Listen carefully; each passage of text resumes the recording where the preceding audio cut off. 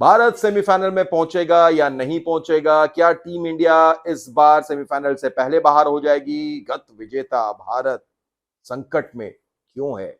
ये तो आप जानते हैं कि संकट में क्यों है, लेकिन समीकरण क्या कहता है? कैसे भारत डायरेक्ट पहुंच सकता है सेमीफाइनल में और एनआरआर की जरूरत कब पड़ सकती है? इन तमाम चीजों पर से पर्दा हटाने के लिए हाजिर हूं मैं। सबसे पहले हम बात करते हैं विदाउट एनआरआर, सीधे यानी डायरेक्ट क्वालिफिकेशन कैसे कैसे भारत का हो सकता है। एक नहीं, दो नहीं, तीन नहीं, चार चार रास्ते हैं।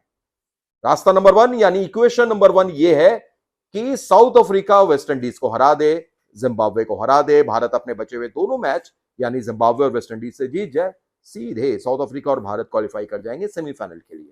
समीकरण नंबर दो, साउथ अफ्रीका वेस्ट इंडीज को हराए और जिम्बाब्वे से हार भी अगर जाए और भारत अपने बचे हुए दोनों मैच जीत जाए, तो भी भारत और साउथ अफ्रीका पहुंच जाएंगे सेमीफाइनल में।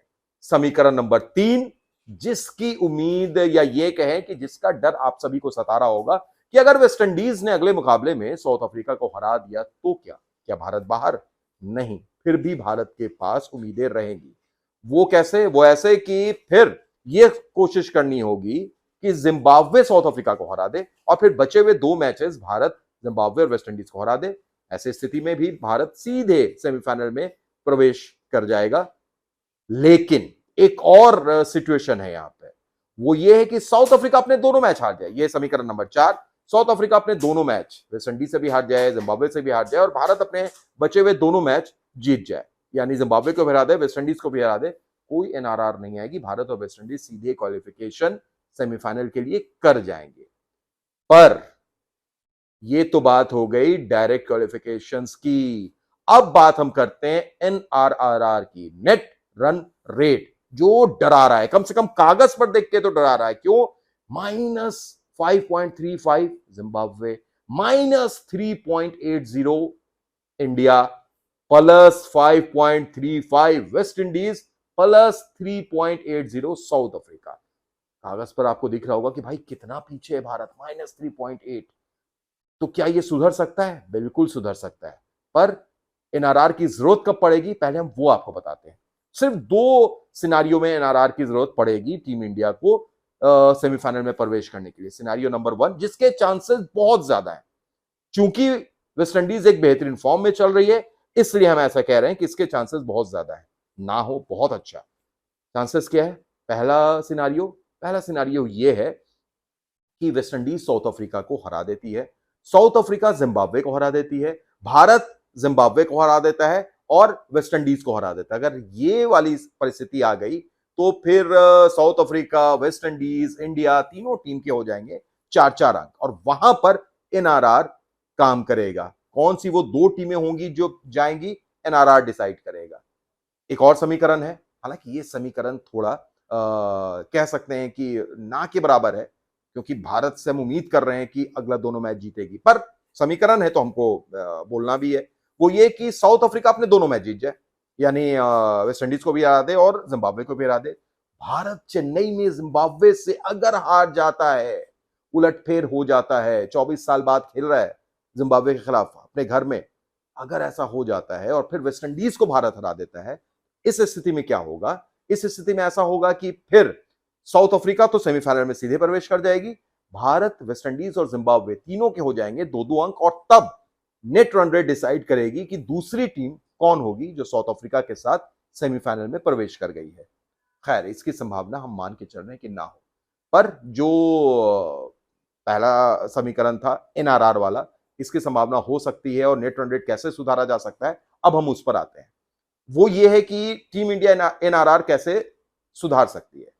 अभी तो फिलहाल अच्छी चीज भारत के लिए है कि आखिरी मुकाबला उनको खेलना है 1 मार्च को वेस्ट इंडीज के खिलाफ, तब तक सारा समीकरण उनके सामने रहेगा, कैसे नेट रन रेट को आप बेहतर करते हैं, किस तरीके से पहुंचते हैं। लेकिन हम ये मानकर चल रहे हैं, क्योंकि अभी 4 मैचेस बाकी हैं और इससे पहले हम ये रिकॉर्डिंग कर रहे हैं, पहला मैच इस ग्रुप का, इस ग्रुप के 4 मैच, साउथ अफ्रीका और वेस्ट इंडीज, फिर इंडिया और जिम्बाब्वे, फिर साउथ अफ्रीका और जिम्बाब्वे और आखिरी मैच इंडिया और वेस्ट इंडीज। तो हम थोड़ा सा इसको अब एक एक मैच करके चलते हैं। हम बात कर रहे हैं वेस्ट इंडीज और साउथ अफ्रीका के मैच की। एनआरआर कब आएगा? जब वेस्ट इंडीज हरा देती है साउथ अफ्रीका को। पर इंडिया से बेहतर एनआरआर ना हो, उसके लिए हम जो समीकरण ला रहे हैं वो कुछ ऐसे है। मान लीजिए अगर वेस्टइंडीज पहले बैटिंग करती है और 190 रन बनाती है और साउथ अफ्रीका 160 पर सिमट जाता है, यानी 30 रन से वेस्टइंडीज जीतती है, ये भारत के लिए अच्छा होगा।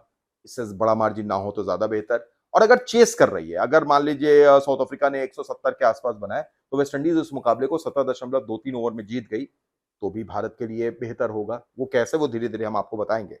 अगला मैच किसका है? भारत और जिम्बाब्वे का। ये बहुत इंपॉर्टेंट मैच है। अगर एनआरआर की जरूरत कभी भारत को पड़ती है तो शायद यही वो मुकाबला है जो बहुत मदद कर सकता है एनआरआर सुधारने के लिए। एक आंकड़ा यह है कि भारत अगर पहले बैटिंग करता है, जो समझिए कि 225 रन भारत बना ले पहले बैटिंग करके, और फिर उम्मीद करे कि जिम्बाब्वे को 120 रनों पर ऑल आउट कर दे, अगर ऐसा होता है वेल एंड गुड। नहीं तो अगर जिम्बाब्वे पहले बैटिंग करती है तो टीम इंडिया की कोशिश यह होगी कि 100 रन के आसपास जिम्बाब्वे को ऑल आउट करे और 10 ओवर के अंदर वो मुकाबला जीत जाए। तो अगर ऐसा हो गया, मान लीजिए चेस कर लिया भारत ने 10 ओवर के अंदर में और 100 रन पर उलट दिया जिम्बाब्वे को, तो वेल एंड गुड, बहुत अच्छा।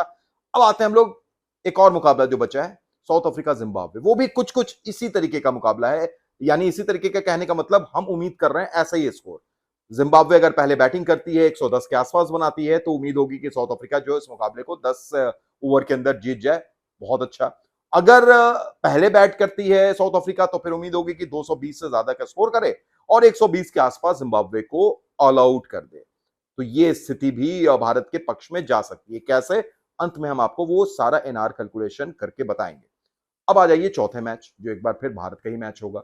आखिरी मैच 1 मार्च को, भारत और वेस्ट इंडीज। यहां पर टीम इंडिया अगर पहले बैटिंग करती है तो कम से कम 210 रन बनाए और वेस्ट इंडीज को 145-50 के आसपास ऑल आउट कर दे, यानी 60 रन का अगर डिफरेंस रहता है, बहुत अच्छा। और अगर वेस्ट इंडीज की पहले बैटिंग आती है, याद रहे वो मैच कोलकाता में होना है, अगर वेस्ट इंडीज की पहले बैटिंग आती है तो उम्मीद भारत ये करे कि वेस्ट इंडीज को 145-150 के आसपास ऑल आउट कर दे और टीम इंडिया वो मुकाबला 14.23 या ज्यादा से ज्यादा 15 ओवर के अंदर चेस कर जाए।